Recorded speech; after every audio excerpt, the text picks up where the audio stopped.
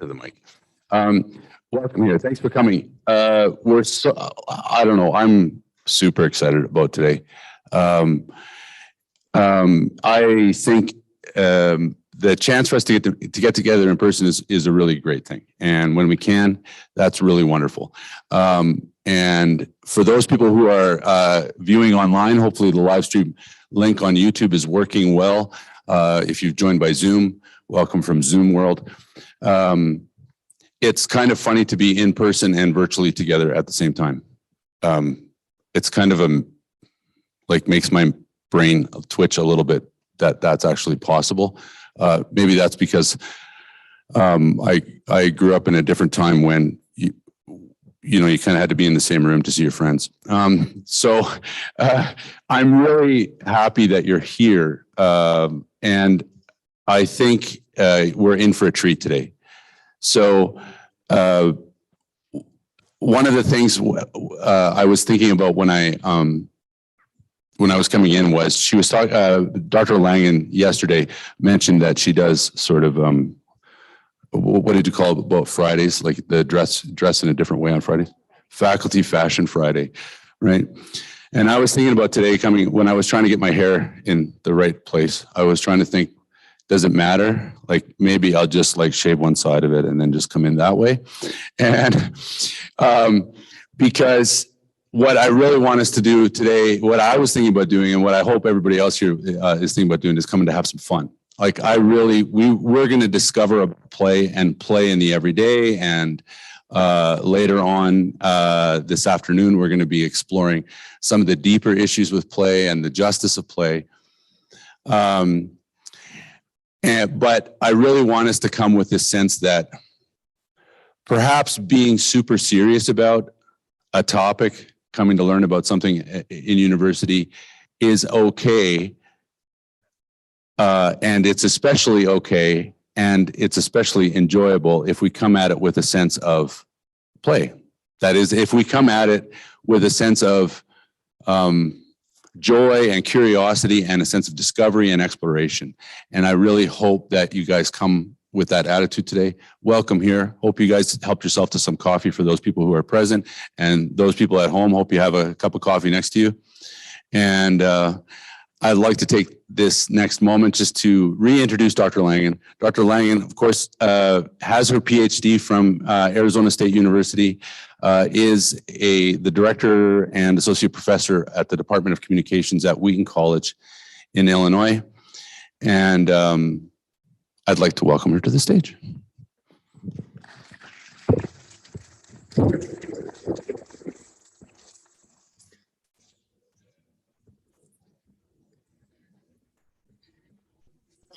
Let's move this over so I'm not leaning on it again today.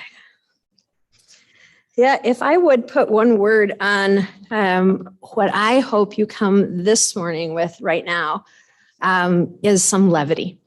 Is we can think very seriously about a topic and we can do it in a very light way. And that's what I really would hope for today, is that as we walk, especially through this morning, I've said to a couple of people already, you're not supposed to do this as a faculty member, but I do it anyway. There are favorite and not so favorite lectures that you do. These are your children, these are your children that you have created a little bit. And today I'm a little biased. This morning and this afternoon, these two of the 5 talks that I'm giving at King's while I've been here, these 2 are my favorite. And so I hope you come in, you're ready to roll, and we're going to jump in this morning, particularly with thinking about how we interact with others. I'm a communications scholar. This is my naturalist home, my most comfortable scholarship area. So I think I think you might enjoy it. I hope you do. Here's the picture I want you to have in your head for just a half a second. Does anybody know the TV show, The New Girl? Anybody ever seen the TV show, The New Girl? A couple of you maybe have. Okay, only a few. If you have seen it, the main character, the new girl, her name is Jess, is an exceptionally playful interactor. I was kind of afraid, though, you might not get that reference as well. I had done a little poll. I'd asked a former King student if she knew of the new girl, and she only had known of it. So I was a little worried that you would know. Maybe a better point of reference would be, how are you with the television show Friends? Better? Are we hitting it a little better? If you know Friends, I want you to think about Phoebe and Joey this morning. I want you to channel your inner Phoebe Buffet, your inner Joey Tribbiani, in the ways they interact in the world. Or I'm going to give you one last television reference that might work, in reference to the now late Betty White. If you have seen The Golden Girls, how are we at The Golden Girls? Anybody? Okay, I'm hitting a few maybe across the spectrum. Channel Betty White. Channel your inner Betty White and her playfulness, even as she turned 99 towards the end of her life. Maybe those are hard references. Maybe you don't get the pop culture. So instead, I will show you some visual pictures. You already met one of them yesterday, my 2 children and roommates. They have very different personalities. So if you ever want to warm up a room, by the way, always show a picture of an animal. It just tends to work pretty well. So you met Gunther yesterday a couple of times. And when we think about interacting with others, Gunther is like the little Tasmanian devil. I mean, he is game for anything. We play hide and seek, yes, with my cat. He chases anything. He has an entire box of toys like a small child, and he will pull them out one at a time and drag them over to you. He's just game for any playful. His playful style of interacting is almost always on.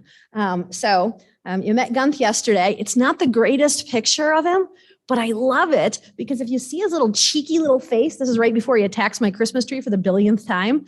I literally have to arrange the ornaments so that they are Gunther friendly ornaments because I know he's going to destroy them. And so these ornaments, he can have at it. And so you can just see him, he's eyeing that little stuffed pony that is about to come off that tree. And he would carry that little stuffed pony around our house the entire Christmas season. He's just always 100% game. I love him, but he's absolutely a playful, always on kind of person, a personality. His counterpart, his actual name is Theo, but he never gets called Theo. His actual name is Theo, but he's called Puff. He's just a big sweet ball. That's what everybody says. Every time they see him, they say, oh, he's so sweet. Even when he plays, he's sweet. So now you meet Puff. Okay, that's his dolly. He does play too. He has his own Barbie. Oh, I just got echoey. He drags Barbie around. She started with regular Barbie straight hair. She now has a total fro because he carries her around and he loves on his Barbie. His play is very different. The way he interacts with me, especially with Gunther, is very different than Gunther's. So as we think about, am I feeling echoey to you? Because I feel echoey to me. No? Am I doing something right or wrong here?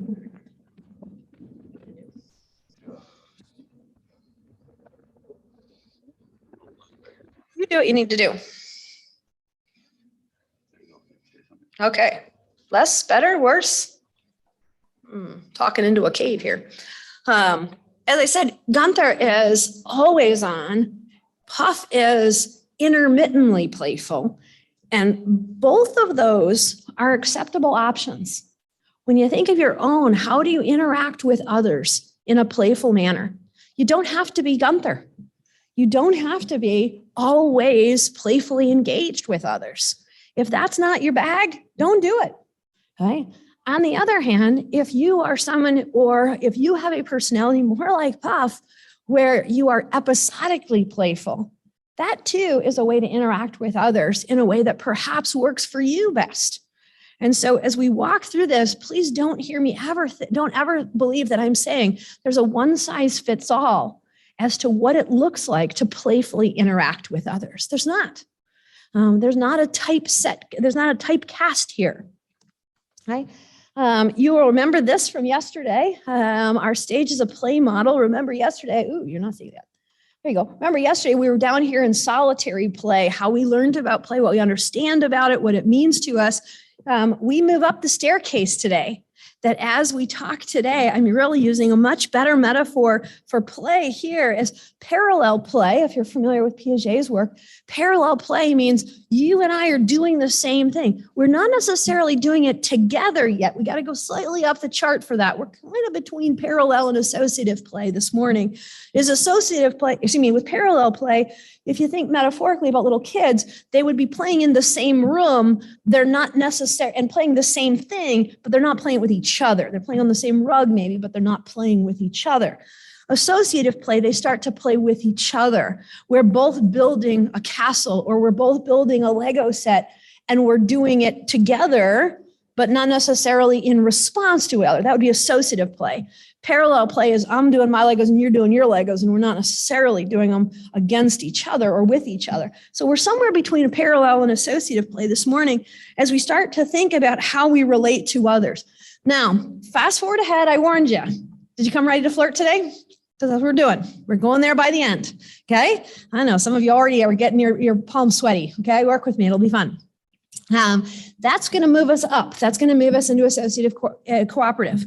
Okay? But for the beginning, I want you to just lean into the awkwardness of it and say, sometimes you just need to put yourself out there in a playful manner in parallel play and not worry so much about what someone else is doing in response to what you're doing. If we think, I want to embody a more playful personality, sometimes it's just awkward at first. And sometimes I'm just going to put it out there and try it out, and we'll see what happens. Come what may, we'll see what happens. One thing that's really important as we think towards, especially today, this morning, and this afternoon, is that play is inherently social, right? It is a social activity. It doesn't appear on our Essentials of Meaningful Play, but it's often the subtext that a lot of people will flesh some of this out with, is that as we engage with others in these processes, we make our own decisions. We're fully intrinsically motivated. I do it because I want to. I'm rewarded for it. It's immersive. Remember, these are from yesterday. Spontaneous and unscripted, and then finally enjoyable. A lot of people put the side note to it. This is so much better when you do it with other people. That all of this feels more the uber version of all of this when we are social. I'll put a tiny theological spin on this part of it, is to say that until we engage with others interactively, I might argue that you will also struggle to act interactively with your God. That this becomes a petri dish and a learning curve for how we relate this. That this is where we learn how to interact with another, including God. Remember from yesterday, we said this as well, that play is a teacher. So the first idea we're going to scaffold this morning, play is social, okay? Second is that play is a teacher. I mentioned this one yesterday. Play, we learn cognitively, remember how to think about something. We learn physically how to do something. We learn vocabulary, verbally, how to talk about something. And we learn socially how to enact it with others. We're going to do all four of those today. Okay? All four of those. Cognitive, how we think about playfully interacting, how we actually might put it in an embodied form, give us some language to use, and then how do we do it with the person sitting next to you? So in a weird and awkward moment, look at the people next to you, because you and they are going to be closer friends within the last hour. Okay? So be ready. If those of you who are feeling like your crush, at Wheaton, we call that a crush from afar, is too far away, this would be a good time to change seats, because I'm going to give you a built-in platform to interact with that person. Okay? Because we're going to put all four of those mechanisms to work: cognition, physicality, verbal, and social. Okay? Now, play is a teacher, and we're going to use play as our teacher this morning. We're going to think about how do we interact with others and therefore learn something about how we interact. Now, first off, play as a teacher has often been exceptionally gendered. In other words, if you are gendered and taught within a certain gender community, you learn that as a way of interacting. Paul Wright's work at the University of North Dakota talked about how we learn friendship, my area of study, based on the play we do as children. And play in the child universe tends to be single sex oriented. So boys play with boys, girls play with girls. Girls learn to relate to others as they relate to girls. Boys tend to relate to boys as they relate to boys. I want to fully acknowledge that this is a very binary distinction. And understanding gender as a more fluid spectrum probably explains better how we interact as a socialization towards gender. But the research is historically pretty binary, is to say girls learn like this and boys learn like this. And then what happens, follow the narrative here, girls learn like this, women act like this. Boys learn like this. When you become men, you act like this, right? Play has taught us something. And so I want to dig in a little bit to that gendered idea of what we have learned.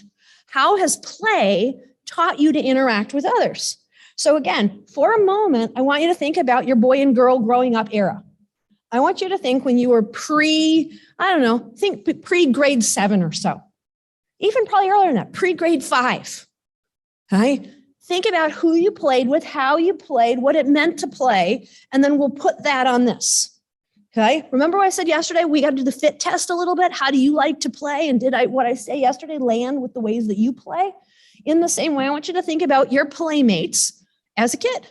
And does this binary distinction make some sense as to how you learn to play and how you learn to interact?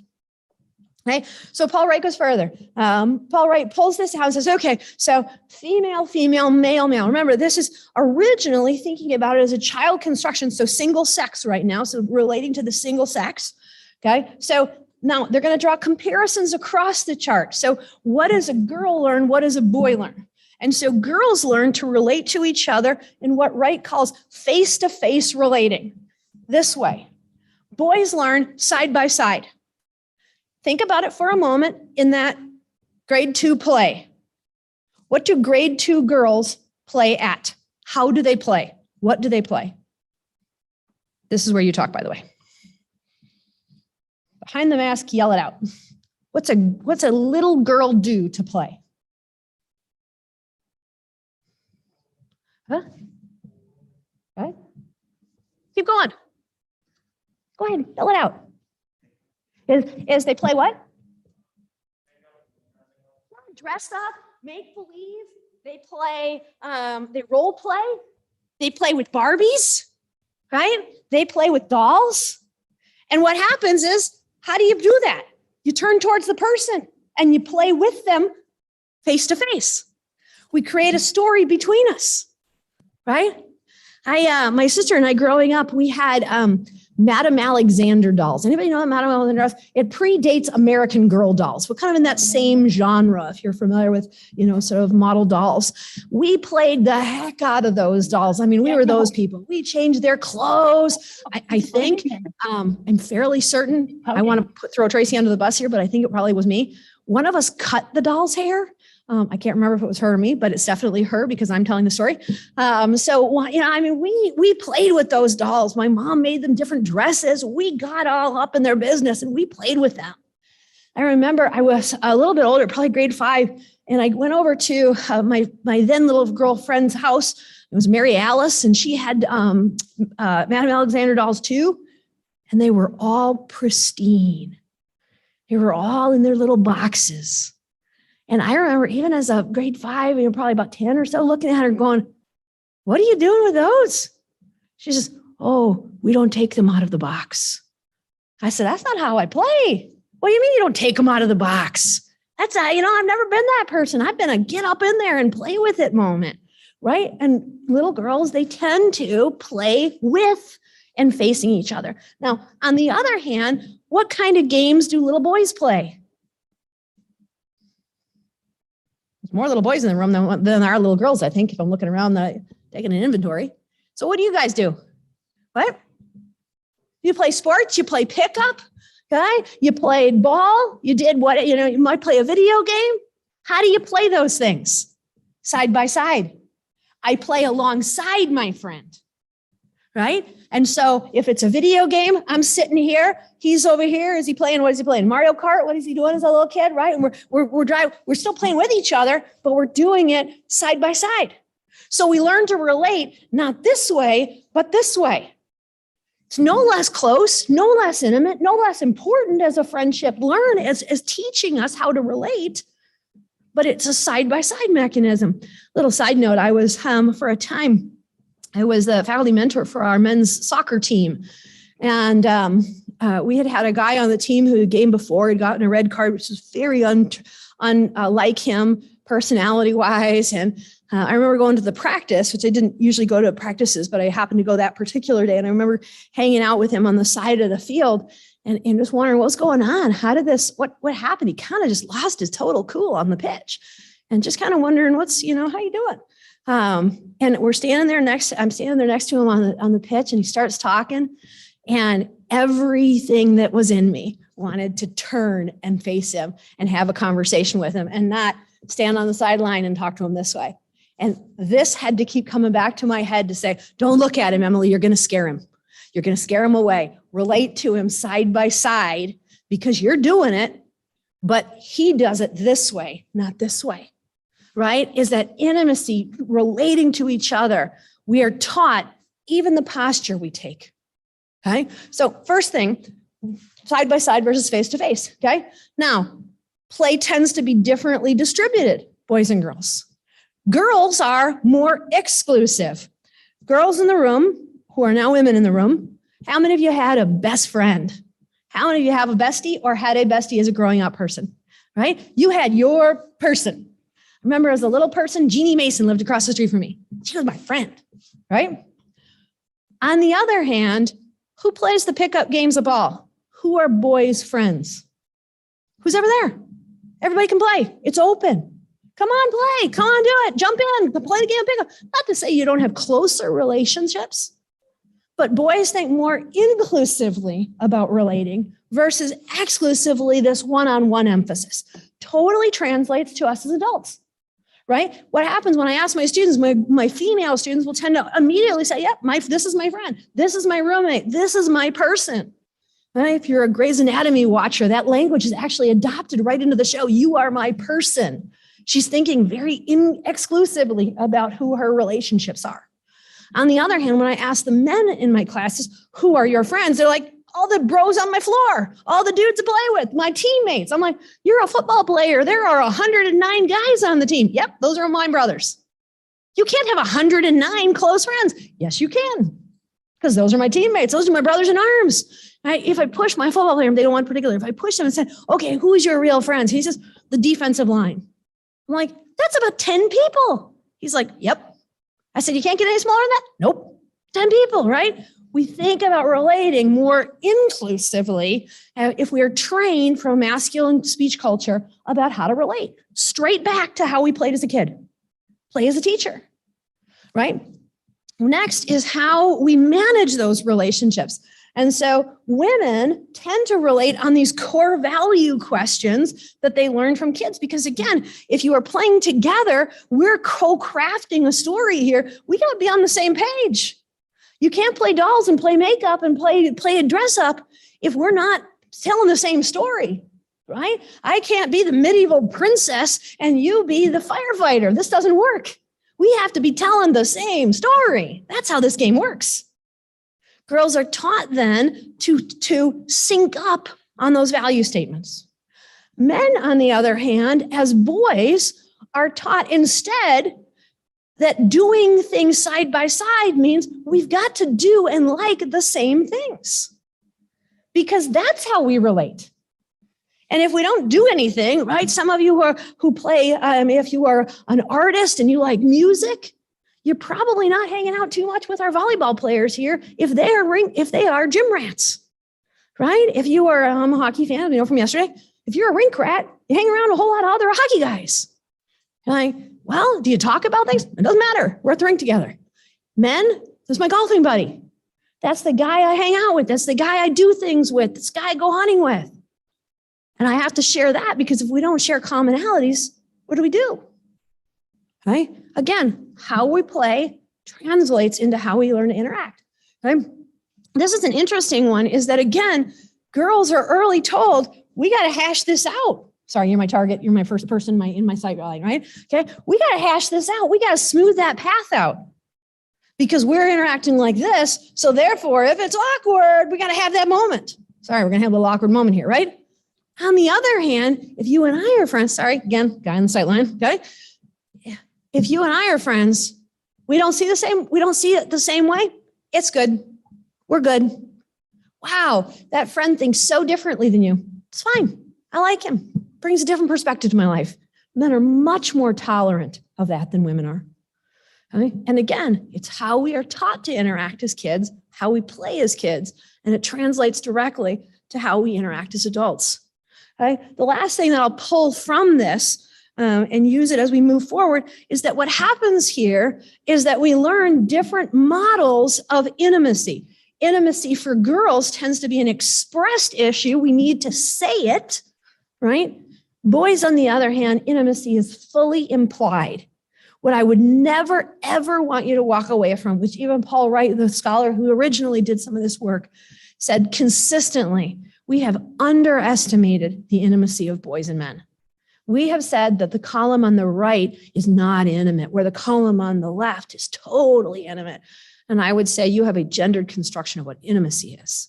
And we need to create a neutral definition of that, such that both of these forms are fully ways to express intimacy with other people. So we know play is this active teacher, and it actively teaches us how to engage from the littlest people all the way up until we're adults, and we continue to model this same thing.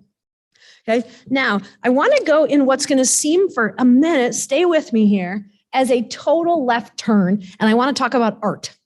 Okay, it totally is going to relate. Don't worry. There's a plan to this. It's going to relate here in a minute. Okay, but I want to take a total left turn and talk about the distinction between high art and low art. I mentioned him yesterday. You'll hear me talk about him a little bit today and this afternoon as well. My friend who's a potter, who's a ceramicist, who's a beautiful artist. And we started talking about this one day over some adult beverages and had this great conversation. I went, wow, that is such a different way of understanding it. It's going to fit right exactly where it is right now. Okay? So high art is distinction within the arts community. High art has historically been considered the fine arts. Okay? Those are the things that hang in museums historically. Those are the things that are highly valued. They tend to be very aesthetically contemplative.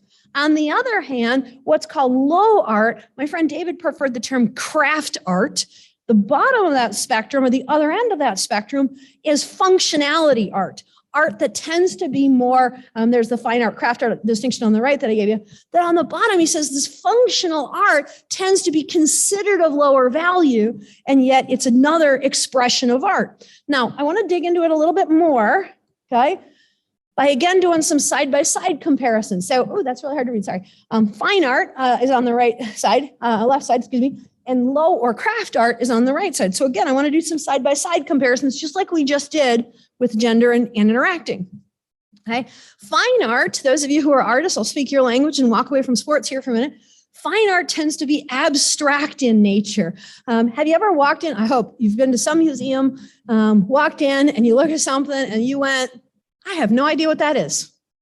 And yet you see it's this lauded painting by this artist that is well respected in the art community. And you just look at it and go, I don't know what to make of that.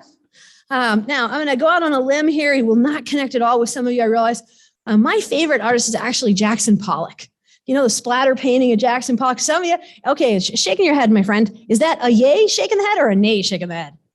Not a fan, right? You look at it and you go, what the heck is that? And yet, you know how respected Jackson Pollock paintings are? That they're highly abstract in nature, and yet we see them and go, oh, he must have really been doing something there. Okay?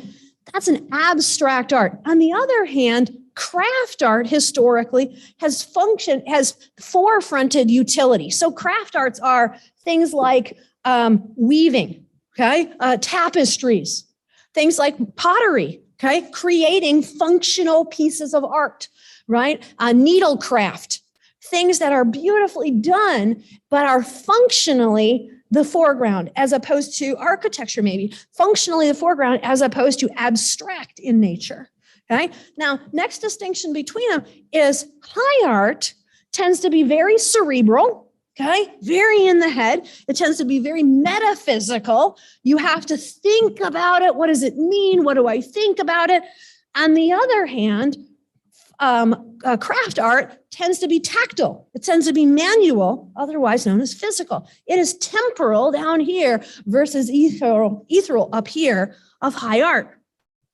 Okay. Next distinction is that fine art gets to be edgy and innovative and avant-garde. Craft art can't be avant-garde. But can you hold water in that pot? My friend David would tell you, because he makes pots and he does cups that people use. I have a number of them. Actually, I think President Humphreys has some, Mel has some as well. David will tell you, my mugs, my pint glasses, they can go in the microwave, Emily. I'm like, oh no, I wouldn't put your hand-spun, hand-done pottery in the microwave. He said, then how are you going to have a hot beverage, Emily? They're made to hold hot things. They're made to hold cold things. Functionality is foreground for him, and they are very popular. In other words, people have them. Okay. Now, next distinction. This one I think is interesting. Fine art tends to be the contents. Craft art is the containers. Right? Craft art is the thing that holds this, not what's in the thing. right? The last distinction links it directly to our conversation. Fine art is permitted a wide spectrum to play. Fine art is allowed to be and encouraged to be playful. Functional art is not. Functional art has narrower boundaries. So how in the world is she going to link flirting and communication to fine and low art? Because what I study in communication tends to be on the low art side of the spectrum. By that, I mean communication is often seen as functional. We're on this side. Derivatively, then go to the bottom. You can't be playful in how you interact because you have to have clear, efficient transmission of information. That doesn't give me a lot of movement. It doesn't give me a lot of room when I only think of the ways I communicate as being a slave or a servant to efficiency. I don't want to be that person as a communicator. In fact, I want to be able to artfully use the tools at my disposal, as Aristotle said about persuasion. I want to be able to react to another person in a new way, AKA have fun as the way I interact with others. So we need to balance this high functionality of relating with each other with a real assumption that it ought to be more on that side of the spectrum too. How can I be edgy and innovative and try things out? And if they fail miserably, if you flirt with that crush that you have been eyeing in this room or anything else and you fall flat on your face, it's okay. There's a lot of fish in the sea. Move on, right? It's okay, right? Functional, it wouldn't be okay, right? So we need to balance those two. Now, there's also a tension, I mentioned it a little bit yesterday, about shallowness of play. I'm going to come back to that really quickly here, but we have to walk away from thinking that play doesn't matter. I think we've firmly established already it does. It teaches us things. It's symbolic. It's things that are meaningful. So again, shelf any belief right now that play is shallow. We're going to walk totally away from that today. So what I do when I study flirting, it is one of the areas I study. It is what I've written about. I don't think of it as shallow at all. I said it yesterday. If this is application, this is feet on the ground. This is boots in the ground.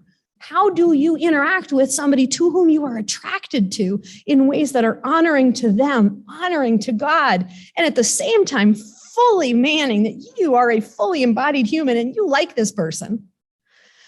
Before I was at Wheaton, I was at Eastern University outside of Philadelphia. One of my colleagues there is a guy named Tony Campolo. Probably some of you in the room will know that name. He's an apologetic and a sociologist by training, but also a Baptist minister, fabulous speaker. And Tony's take on this always has stuck with me for 25 plus years. Tony says, Christians are sexy people. Why don't we act sexily? I was like, okay, Tony, I'm not sure sexily is a word. But his point was, right, is that this is applied theology. This is who I am relating to who you are. And if we can't do that well, then you can take your theology and stuff it in a pipe because we can't put our boots on the ground and actually use it. So this is not shallow. This is absolutely substantive, but we're going to do it lightheartedly. So to that end, here's my 3 arcs here. The first 2, I'm going to talk a little bit in isolation, which as a communication scholar, we get really edgy on this one because the channels that you communicate verbally and non-verbally right now, it is absolutely artificial to separate those. Okay. In actual interaction, it is artificial to say, here's the way I'm in verbal, here's my verbal lanes and here's my non-verbal lanes. And those are separate from each other. They're so not. They're like this. Right? And what's happening is happening together. But I want to pull them apart for a minute to talk a little bit about this part of it and then this part of it, and then we'll merge them back together. Okay? So for a minute, let's talk physicality. Let's talk the embodiment of playfulness. And then we'll move to the verbal expressions, and then we'll put it together in relating to others and flirting. Okay? So that's the big metric that I'm going for. I once heard somebody say, if we never tell our listeners, we never tell our students what our objectives are, how will you know if we've gotten there? So that's where I'm going. Okay, that's where I'm getting. So you now know where I'm trying to go. Okay, so non-verbally or physically, we need to talk about embodiment for a moment. I have a friend who's an anthropologist. He's written a lot on it. He's written it very recently. He's got a 3-part article in a journal called Christian Scholars Review, where he talks about physical embodiment and the importance of the body. But we have to pull in theology here for a moment. We got to go back to theology because there's many of us, as a term some of us probably have heard before, is mind-body dualism. Mind-body dualism says you are a brain and you are a body, you are a soul and you are a brain and you are a body. And those are separate things, dualism, 2 tracks. Okay. Now, to go further, this is what's called a hierarchical dualism because they're ranked. Right? That many of us have created a false dichotomy that brain over body. Theologically, we call it Gnostic hierarchical dualism. Okay, so there it is. Gnostic hierarchical dualism says the material is less than the spiritual. We separate the tracks. This is classic. I mean, the church fathers, forefathers, early Christians, this started early on. And 2,000 years later, we're still doing it, right? That early on, there was a distinction that made this is the things of the body are bad because they are temporal. The things of the soul and the spirit are good because they are eternal. And it creates a dualism there that says what I do in my body is bad, but what I do with my soul and my spirit is good. Okay? We need to push back against that. We need to push back against saying that the brain and the body are not connected and that one is good and one is bad, one is disregarded and one is privileged. Instead, we got to put those back together again. Think about the ways your brain and body are related. I realize these are 2 Americans. Sorry, I'm going to use 2 American examples here. Anybody know Simone Biles? Wow, did we see that this summer, didn't we? And the distinctions about, I'm blanking all of a sudden, called the twisties. You remember the story? I think it's called twisties. Her brain was literally getting in the way of her muscle memory and allowing her to flip in the air and do all the things she does in the gymnastics floor. And that's the reason she withdrew. The pressure of things going on in her head meant she couldn't do it with her body. So how do we possibly believe these are different things? This is acting against this and working in ways that are problematic. Okay. Other example coming up here in a couple of weeks. Let's talk about Shaun White. Do you know him? He has said this a lot about snowboarding. If I think about it, it gets in the way. Instead, my body needs to do what it does, and it then will tell my brain what's going on. All right. Instead, we understand this to be that the brain may be prompted by what happens in the body. Instead of think and then act, perhaps sometimes it works the opposite. In other words, these are integrated much more. I act and then it triggers the way I think. How many of you have ever said, wow, I feel happy. I think I'm going to act happy. It doesn't go that way, does it? Emotion go the other way. I feel light, I feel happy, and then I map it onto happiness. I realize then I am happy. Right? And so common emotion is a classic example of this. Emotion is a bodily affective experience, which then the brain later responds to, the soul speaks to. But they are in conjunction with each other. So when it comes to how we interact with each other, let's not shelf the physical. We're going to use that. Okay? The physical and the head work are together. They're on the same plane here. Okay? The second thing then is thinking about it verbally. Thinking about the language that we use, the ways we talk about something. Okay? Now, I know I mentioned this yesterday. I want to pull back in an idea that is symbolic interactionism from George Herbert Mead. And in it, he says, the ways you think about something change how you act towards that something. I'm going to go one half a step farther with Mead and say the ways I think about something creates the labels I use for something, and that reflects how I act towards something. Do you see the middle step I just added in there? That now the languaging we use about play affects how we do it. Okay, everybody good? Okay. I started asking some friends, as I told you, I had about 10 different conversations with different scholars in different areas. And something that I thought was very interesting, I did not prompt them for this in the beginning. It happened very organically, is that across these disciplines, anthropology, ceramics and art, spiritual formation, music composition, psychology, acting, chemistry, biology, outdoor education, a whole range of different people, good friends across both my university and others. I started asking them about play. And as we interacted for some time about it, they often would come to a word that was their word about play. And that's how they thought of it. Now, if I put my map back on this, I say, makes sense then, that this is the languaging they use. It both reflects the way they think about play, but it also shapes the way they act towards play. It was profound. It was a profound moment to realize their languaging, the rhetoric, in my discipline, we would call it the rhetoric, the ways we talk about something reflects what's going on and what's going on. It reflects this cognitive dualism of brain and body and motion.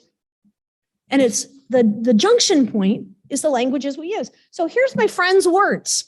Okay, I didn't put their disciplines up here, I just put their words up here because I think it's interesting. As I look across this arc, you see how each of them is manifesting a different understanding of it, and then they act towards play accordingly. And so a couple of them, ritual, exploration, adventure, theme on those, right? Thinking about play as an adventure. The adventure one actually is from a friend who's in spiritual formation. And he says, I think spiritual formation is an adventure. And I play with God as an adventure in spiritual formation. It's a beautiful picture. I loved it. Okay. Next cluster, okay. Curiosity, a serious work of childhood, and then the idea of boundaries. Now you got a pretty big range on those three. People who are now using language to think about how do I talk about play means I might think about it as something that has some restriction, something that has some rigidity and pushback.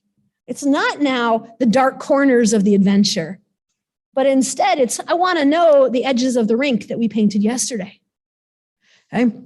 The final set of words here, I'm sorry, there's one more after this. The final set of words here, wonder, enjoyment, social.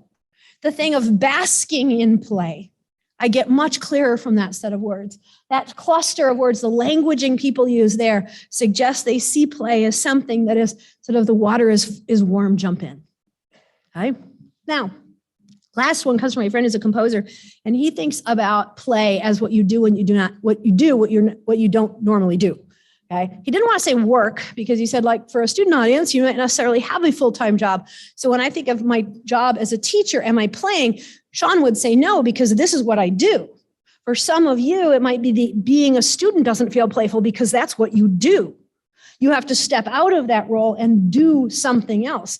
If you are a professional basketball player, playing basketball is not play to you, Sean would say, because that's what you do. But when they go and do something else, it's play to him. So you understand play, he sees them as very compartmentalized. It's all about the languaging.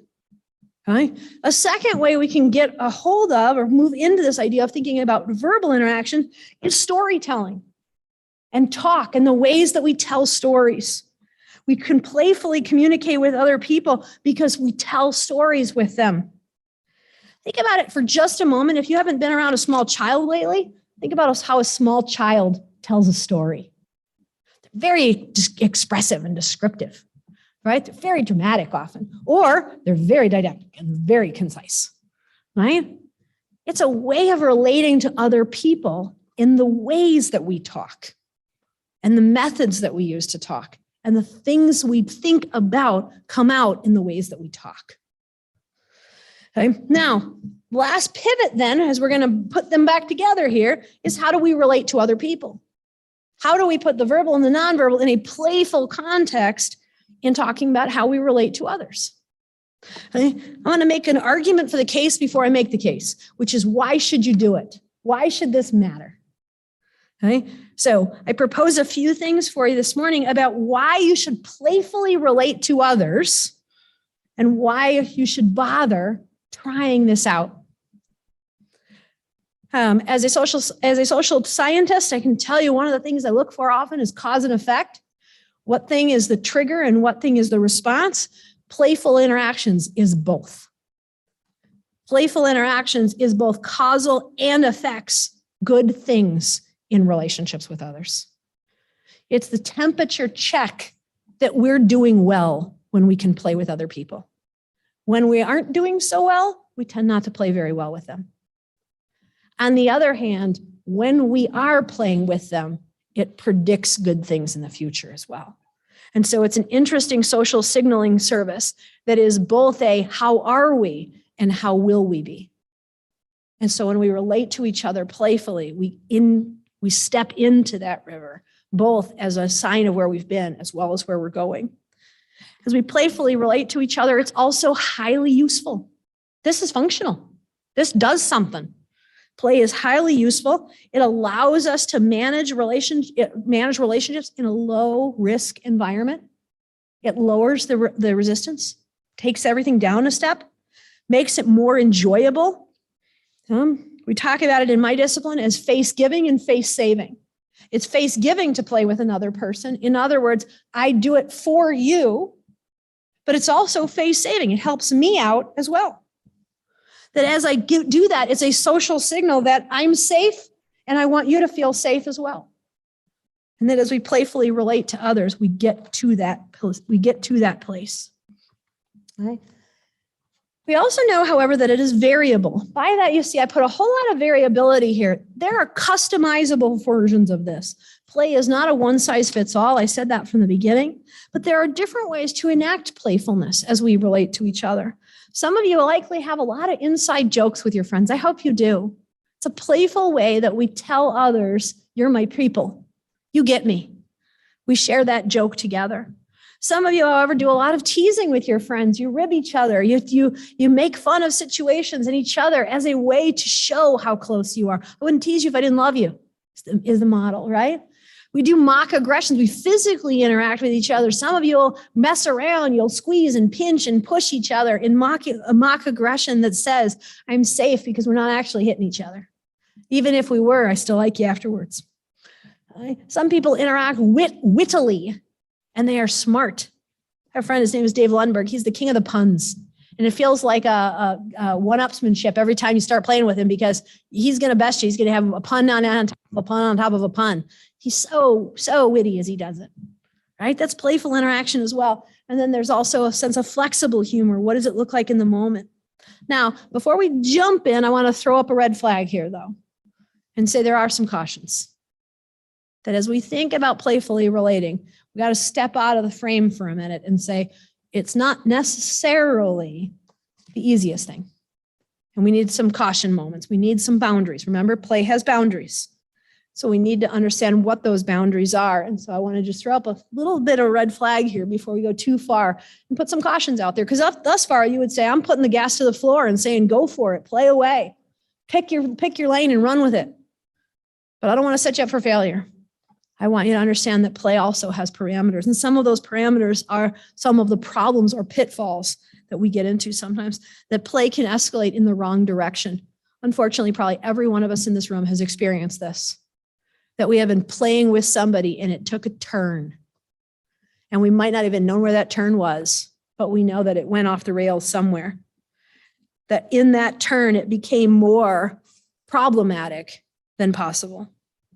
Right? We also know that play can be a deflection, that instead of going to real places, we try and keep it on the shallow end and don't go to the deep end. We use the playfulness of play to mask other things. This becomes problematic as we relate to each other. The next one I think is really, really tough to me, is that play can really become self-enhancing. Play is best, remember, when it's social, but sometimes I play at your expense. And I look good and you look bad. Really, really super sensitive to jokes that make you look good and me look bad. It doesn't feel funny to me. It doesn't feel playful to me. It feels like you are doing something that works for you. Do you know the root of the word sarcasm actually means to rip the flesh? Some of us are sarcastic and we think that that really works. When I put the meaning behind that term and realize sarcasm is ripping at the other person, then all of a sudden it doesn't feel very playful to me. It feels weaponized. And it feels where like play has not become with you, but at you. We sometimes use it to cover things up. When we've gone too far, we say to somebody, I was just playing with you. Well, it didn't feel like play to me. And I don't think you were positioning yourself to be play either. I go back for a moment to Theo or to Gunther and Puffy. Puffy, when he likes to play, he's big, a third again as big as Puffer, as big as Gunther. And he kind of pops on top of him. And then Gunther will turn and look at this sort of quizzical look on his face. He'll look at the other cat like, what the heck was that? Right? And he's like, I was just playing with you. And Gunther's, you can just tell his little cat face. He's like, I don't want to play like this. And Gunther flees like you would not believe. He's done. He's so out of there, right? Because it didn't feel like play to him. It felt like an attack. I look at my cats and I realize we've done that in real life too. I have done that in real life. I have been playing with somebody as a way to snipe under the radar. And that's not play. Play can turn cruel quickly. Okay? And sometimes play isn't warranted. It's out of bounds and out of context. We need to understand play in the proper order and in the proper relationship. Now, let's talk about putting our feet to motion. Okay? Let's talk for a little bit about how we relate in a specific situation. Let's put all this together and say, we have the warning flags. We know what to avoid. We know why this is good. So let's do it. Okay, let's move into a space where we can do it. I want to give a couple of just a little background. This is kind of funny. This is some research on attraction to friends. It's a little small. I'll point out some things I want you to see. Don't worry about the context, the specifics of it. What you have here, the bars on the top, is a little red light where it can. You see it there. What you see there on the bars on the top is people say, how attracted to your cross-sex friend are you? Okay. You'll notice the bar on the left side is men. The bar on the right side is women. Men report higher levels of attraction to their cross-sex friends. Sorry, I want to acknowledge the heteronormativeness of this data, by the way. Okay. But men report a higher attraction to their cross-sex friend or the sex of the person to whom they would be attracted more than women do. Okay, that's the distinction here. Now, what's interesting down here to me is when you ask, how much do you think the other person wants you versus how much they actually say they want you? We have some interesting distinctions here that are sex driven that are interesting to me, right? Which is over here. Men say, how much do I think my friend actually, how attracted to my friend am I? How attracted do I think she is to me? And this is how attracted to him she actually is. Okay. On the other hand, women do the opposite. And here's how attracted I am to my friend. Here's how attracted he is to me. I underplay him because he's more attracted to me than I think I am to him. So we got a little mismatch here when it comes to flirting that we got some ground to work. Okay. Because we're flirting necessarily with somebody who is or isn't into us. And we have to flirt with somebody that we're not 100% sure how they feel about us. Enter play. We're trying things out. Remember, play is exploration. It's an adventure. It's trying something out.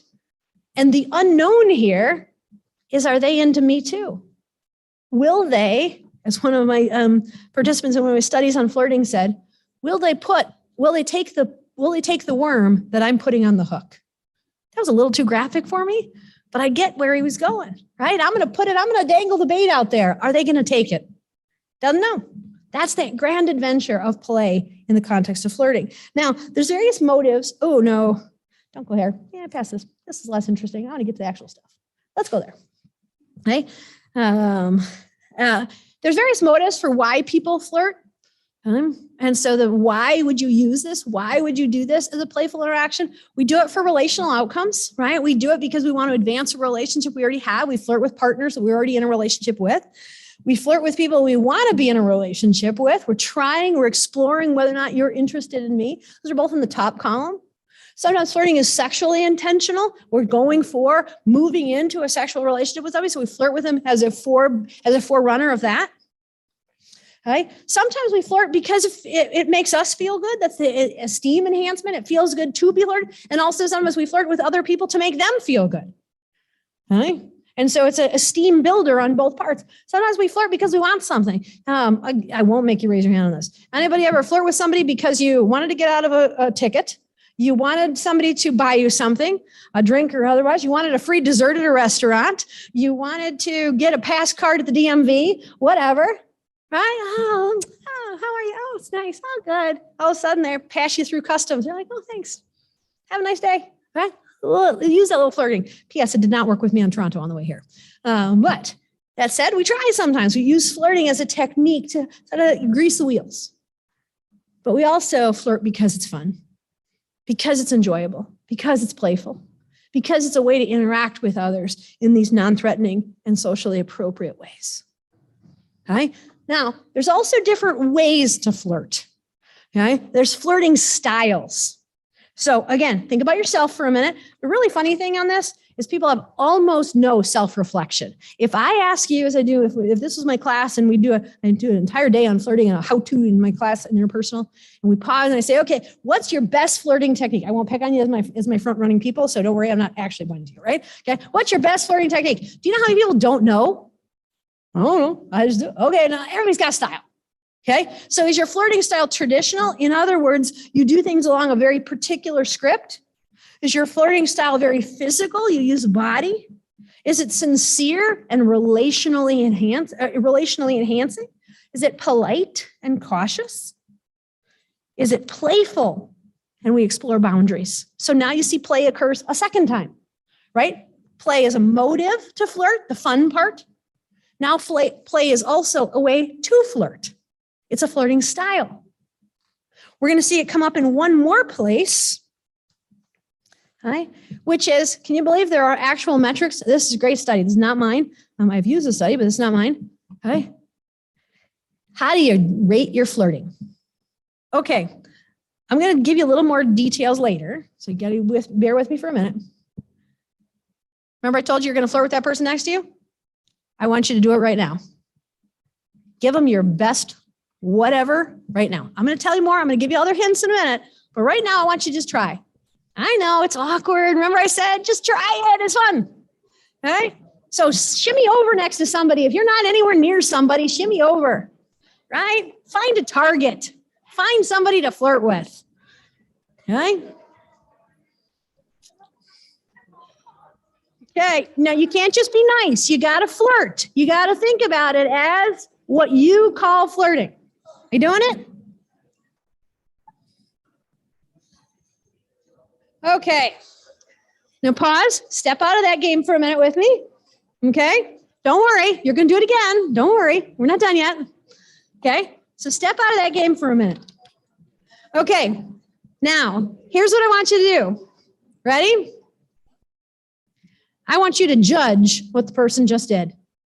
That's right. I'm asking you to judge them. How did they do? I want you to tell them, how did they do? You feel like they flirted well.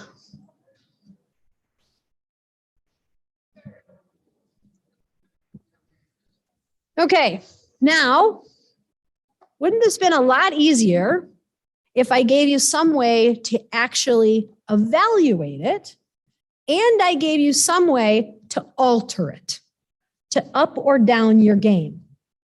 That's what this is, right? This says, how do I rate flirting? Not from a stiff, stodgy academic, I need metrics for everything and assessment for everything. It's actually a very useful thing when it comes to flirting, is to say, how do I turn up the dial or turn down the dial? How can I flirt better, more effectively? Or how can I back off when my friend or this target is getting the wrong idea? What can I do? Okay, now I want you to think for a minute. Has anybody ever worked on a soundboard? Have you ever seen the switchers on a soundboard? Even something even basic as a thing on your TV that ups the bass or ups the treble or ups it in your car, whatever, right? That's what I want you to keep in mind. Think of these each as dials. And if I turn it this way, does it get more flirtatious in vibe? If I turn it this way, does it get less? Do you see, my friends, what we are doing? We are playing with how we interact with each other. This is play. You're doing it, right? You are trying something out with me. I applaud you for that. It's awkward. My students always feel awkward too. So you're in good company, right? So be awkward together, right? So we're going to turn up the dials here. I want to give you the dials. Now you got to know what you just did. How can I up my game? I want to make you a better flirt. Okay. I actually did this as part of a study we were doing. I was at ASU, and I was a first-year graduate student, a first-year doctoral student, and a big professor to whom is very well known said, "You want to work on a research team with me?" I said, "Oh, sure, I'm totally in." I should have really asked what my job's going to be before I said yes. It was a fascinating study. I still love it. It's on jealousy, on the responses to jealousy. And what we did is we brought people into the lab who were in existing couples. The guise of the study was on recreational behaviors in couples, how people interact as an existing couple. Say to be in 6 months or longer, it is established relationship, non-marital, but established relationship. And they would come into the lab that we had at ASU. It looked kind of like a living room, excuse me. They knew it was a lab. It had cameras and stuff like that. But they came in, they were going to be interviewed on what they did with each other and how they interacted and particularly in recreation with each other. Be honest with you, we didn't care about the data at all. That's not what we were doing. We had taken our interviewers who were our trained Confederates, and we had trained them in how to flirt. And their job was to flirt with the opposite sex member of the couple because we were watching how you responded when your partner was being flirted with right in front of you. So we had to train them in how to turn up the dials. We had to train these flirt experts, these interviewers. I got to be honest with you, we chose attractive people, and then we made them good flirts. I'm a little worried about what we set out on the world afterwards because we set out good looking people and we taught them how to flirt well. Okay. But this is some of what we use. These are some of those dials. We played with how you're going to interact with people because they had to, if you know anything about experimental design, they had to know they were being flirted with. Otherwise the whole thing wouldn't work. You had to know your partner was being flirted with. Now you didn't know that till afterwards. Somebody had to tell you, oh, by the way, your partner was being flirted with, and that's what was happening. Guess who had to tell them, we've just flirted with your partner on purpose. We have tried to make you jealousy. That was my job. I had to walk into that room after interview after interview and tell them what we had done. I have never been an experimentalist. I will never be one after that. Okay. That said, let's talk about the dials. Okay. So one of those dials. So again, I want you to think for a minute about the target right in front of you because you're going to do this again. Okay, you're going to change the dials. Okay, so one of the dials is how active, and I'm in the wrong direction. It's okay, we can work with it. Okay, the first dial there is how assertive is this? Okay, so on one end, flirting and playful interaction can be very bold, and you can flirt big, go big or go home, right? You can also flirt very cautiously and passively. You can lower the index. So you might be able to slide it under the radar a little bit because it's not the grand gesture. Okay. You can flirt covertly such that they might not 100% know what's going on, or you can flirt very coyly where they know exactly what's going on. A study I did of flirting with men and asking men flirting styles. I have never assigned students to work in the library after this. Is some of my students reported the best place to flirt with somebody is in the library at school, at college. Why in the world is the library a good place? They said, because if it doesn't work, you just go back to studying. Talk about doing it on the down low, right? It's covert flirting. They flirt across the computers at the computer desk because then if she's not banging, this is where the worm comment came on. If she's not taking the worm off my hook, it just looks like I'm working on my computer.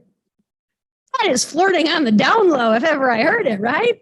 So sometimes we have to flirt to slide it in, make it less out there. We want to put ourselves not as much out there, which links to the next one, right? Is how invitational is it? How much are you inviting somebody as you flirt with them? Versus how standoffish are you going to be? And how much are you going to present yourself, but not be full out there? The next dial is how conventional you are as a flirt versus how unconventional you are. If you use very conventional interaction patterns, people don't often know that you're flirting with them, right? So one of the most common things, we'll talk about this one in a minute, one of the most common flirting techniques, is smiling. How many of you ever smiled at somebody and you never thought about it as flirting? Really, it's so conventional, right? Now, on the other hand, how many of you have ever reached over and caressed somebody's arm and not done it when you were flirting? Oh, that's a very big flirting.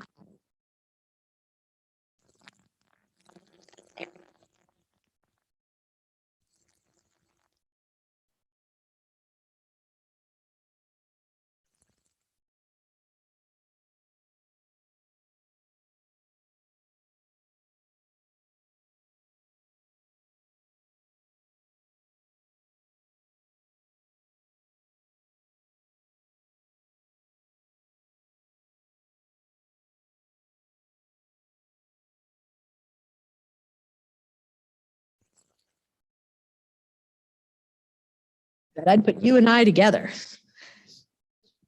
Heaven must be missing it as you're standing in front of me. Yeah, these don't work. I can keep going all day. These don't work.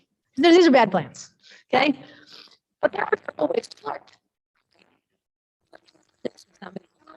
About them. Very conventional communications techniques. At the same time, invitational. You can see I'm turning up the dials here. And also very much a verbal technique. So you can see I'm adjusting multiple dials. The last one then is how playful you are versus how locked in you are. How serious is this? So there's a whole range here, right? You could talk about really playful interactions, and you could talk about the lock and load version, and those tend to be more serious. So here's what I want you to do for another 1 minute exercise. I want you to pick one dial and change it and flirt with that person according to an adjustment dial. One of the things you just did, and do it more or less along one of those spectrums. Go.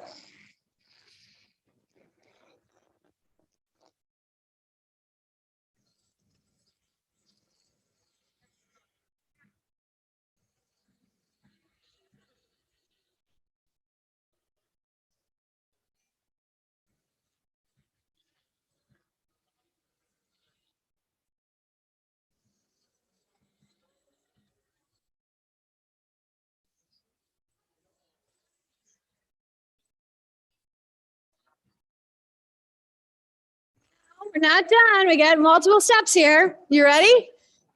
Step. One step farther. What you started with, the turn up dial pretty high. Go.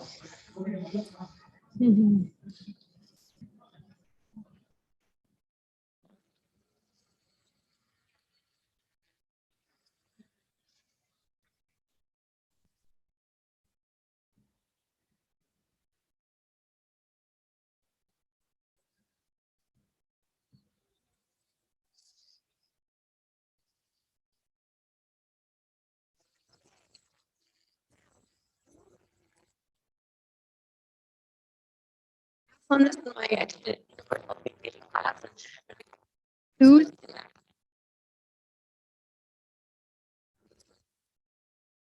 So, sorry to be the full arc of the relational circle. We also do a how to break up with somebody day. We do a little training seminar on how to break up with somebody, good and bad. But we're not breaking up today. We're flirting. But in class now, if this was class, we'd turn each other. Now we'd say, which dial can I predict? I was your target. Which dial did you turn? And did I notice it? Can I see the difference? I won't ask you to do that now, but it's something to think about in terms of you just tried to modulate how you played with somebody. How'd you do, right? Maybe when we're done, as you're walking out, ask them, so what's my grade? How'd I do? Right? Grade each other, play with it, my friends, have fun with it. Thank you so much for jumping in with me on this one.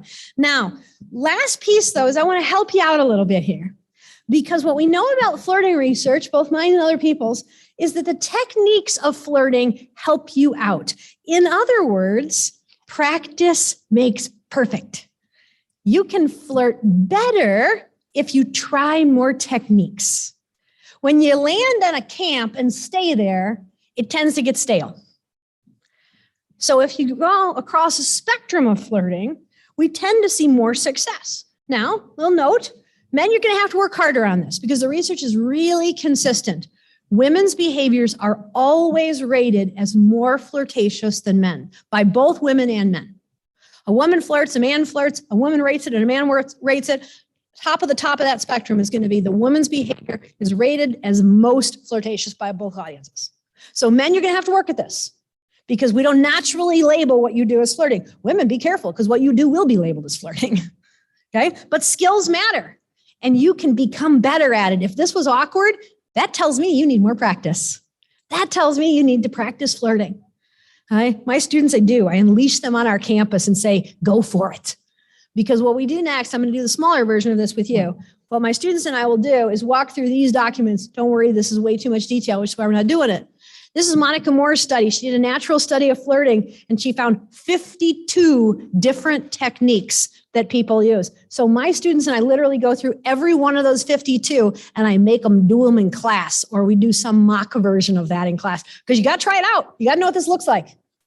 Okay, that's one study. This is another one that comes up with a much broader spectrum. And the two columns, you can let's see. These two columns are: do you do this in a romantic relationship, and do you do this in a platonic relationship? This is a lot of techniques. Like I said, man, we made those flirters at ASU. We made them good. I'm scared I'm making my students good too. Okay, but I'm not scared. I think it's fun. So rather than tell you that, I want to go on 3 levels. Those of you who are just trying this out, we're going to try some of these together for our last few minutes together today. Remember, I said I wasn't going to leave you hanging. I want to tell you how to do this, not just conceptually. I want to learn physically. Remember, I said at the beginning, cognitive, check. We've done that today. Okay. How to talk about it verbally. We've done that. Now we're doing some physically. Okay. And then we're going to think about how it looks socially. So I've got 3 levels for you. Get video gamers. I've got an intro level. I've got the mid level, and then I got expert level flirting. Okay. So I'm going to give you what they are, and then I want you to try something at each level. You got this, okay? We're good. This is easy. This is the easy list, okay? These are the least challenging to people, and yet very much understood as flirting, okay? This is beginning flirting, okay? Here you go. Here's your beginning flirting list. Okay, the first one is called a type 1 glance. We have all seen this. This is the people who scan the room. They are showing they are available. I'm doing the scan around. When you go to the dining hall, this one works really well. I'm just saying. Okay? You're showing I'm open. I'm here. I'm not with anybody. I'm good. Showing availability. That's easy. Smiling, but yeah, smile intentionally. It's not just that you have a smiley face. That doesn't work. That smile is done to a target. Okay? Next one, laugh. Now, very important. Laugh authentically, okay? The awkward work laugh is not counting, right? This is real laughter, okay? Next one, this one is fun. Also works really well in dining halls and public spaces. This is called the parade behavior. As soon as I always say this to my students, they immediately go, oh yeah, seen that one in the dining hall. This is the, I'm gonna go up and get a drink from the counter.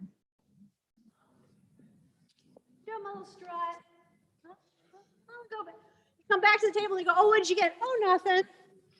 So what was that little thing, right? That little thing was putting yourself out there is what that little thing was, right? You're doing a turn around the room, as Jane Austen says. She knew something about flirting, right? That's parade behavior. Okay, easy, right? Choose one. Parade would probably be awkward right now, but feel free if you want. Okay, go. Do an easy level. You got this.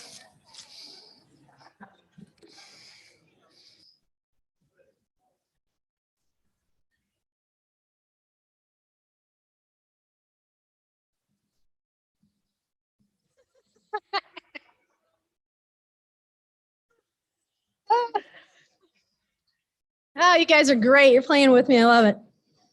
Okay, easy, right? Conventional, invitational though. Okay, turning the dials, right? Go back to where we were a minute ago. The dials are moving, right? This is a conventional behavior, but it's very out there. It's verbal and nonverbal. It's very, right? Meets all those things, right? But we got this. You got this list. This is easy. Okay, if you're my students, and I'm going to treat you like my students because my students would do right now, I say, take a picture with your phone so you have it, right? You want the list, right? So here's your first list. This is the easy list. Okay, this is the, I can do this. I got this. Okay, now, when you are ready to go to the intermediate level, okay, we're going to up the game here.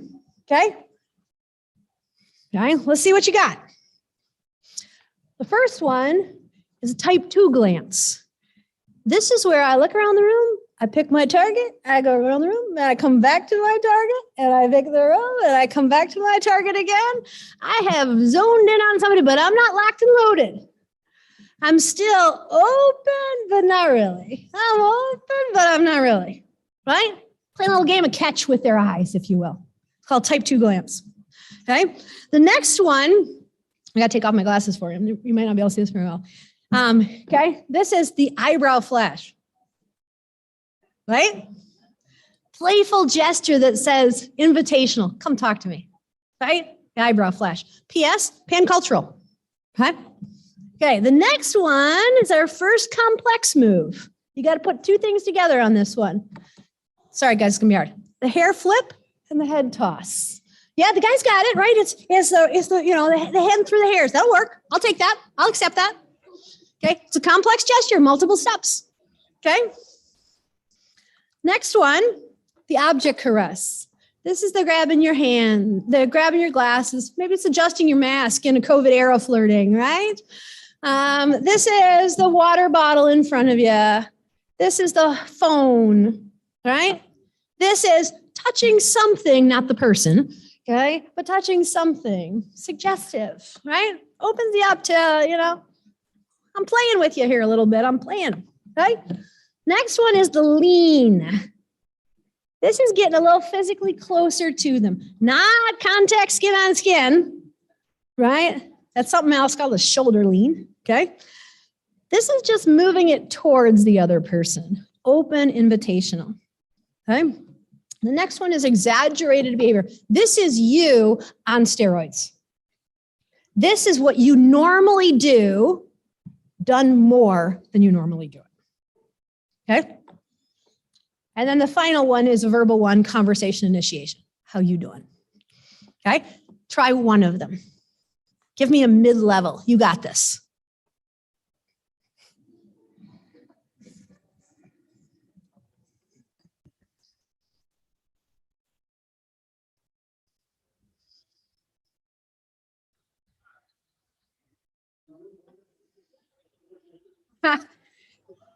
I'm hearing a lot more laughter in the room, and I think it's the awkwardness of the laughter. If you're laughing now, beg me just a moment or two to go a little longer than yesterday. Let's go to the expert level. Let's go to DEFCON 3 when it comes to flirting. Now, I fully own some of you aren't ready for this. You aren't going to be ready now. You aren't going to be ready in a little while, okay? So go in with kitty gloves on. Some of you aren't here yet. That's cool. That's cool. Start on the beginning slides. Okay. The DEFCON 3 level, these are multiple tricky combinations that you have to do in just the right way to make it work.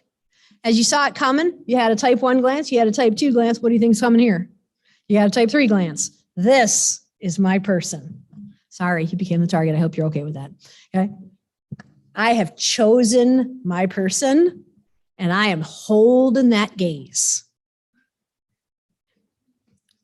Ooh, we're all uncomfortable just thinking about it, aren't we? Okay. This is locked eye contact. Okay. The next one is doing some touch. Arms are safe generally. Shoulders are okay. We get more sexual, more invitational, and probably not where we want to go when we start talking about other touch in the other forms of the body. Right now, I'll give you the beginning expert level, shoulder and arms, upper arms particularly, right? Now, I got multiple stages here, okay? The head toss, the hair flip, and the neck presentation. Okay? Evolutionary theory would tell you it's suggesting vulnerability. Okay? The next one is 2 parts. I have to laugh and I have to hold the conversation at the same time. You have to multi-track.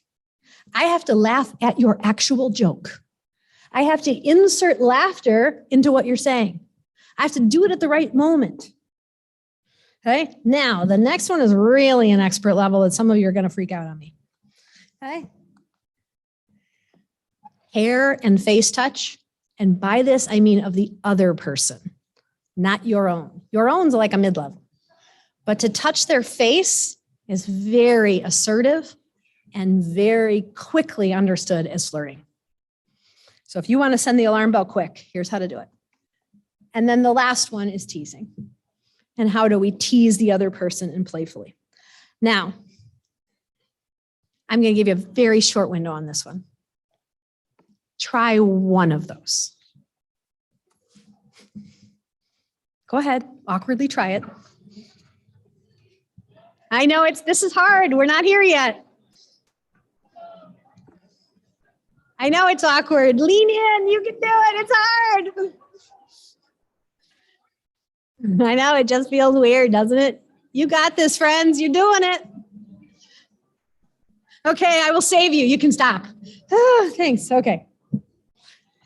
You made it, friends. We have playfully interacted with each other in the ways we have talked, in the ways we have acted. Breathe in and recognize that what you have just done is two things. What you have done is two things. One, it is play, and for that reason alone, it matters.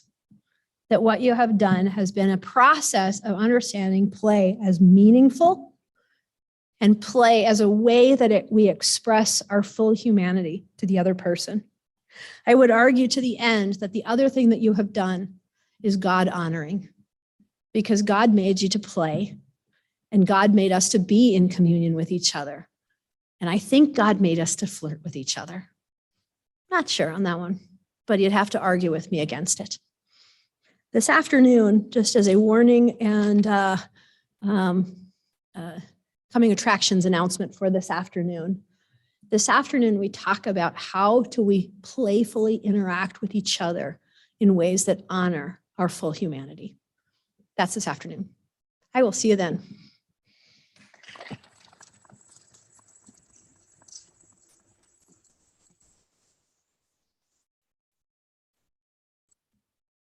I lost Greg. I'm not sure. I have no idea what to do.